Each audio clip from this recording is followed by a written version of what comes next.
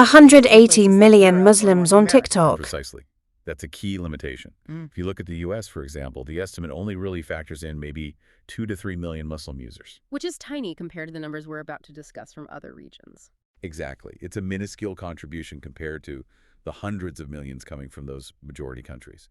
So the 480 million number, it's fantastic for understanding TikTok's strength in certain high-growth regions, but maybe not the absolute total number of Muslims using the app worldwide. Okay, that's one big caveat. What about places where TikTok just isn't available or widely used? Is that another factor making the 480 million potentially an undercount? Absolutely. That's the second major point. The estimate doesn't include data from countries where TikTok penetration is very low or where the platform is actually banned. Like where specifically? Iran and Afghanistan are the big ones.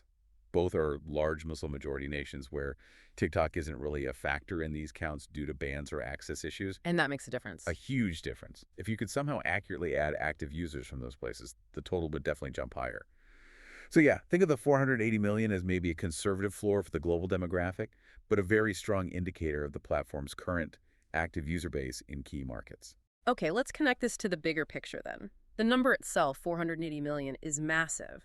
We know Muslims make up roughly, 24% of the world's population? Around that, yeah, about a quarter. So is their share on TikTok roughly proportional to that global percentage? Or is it skewed? It's actually pushed higher than that proportion on TikTok. And the reason is all about geography. How so? Well, think about where most of the world's Muslims live.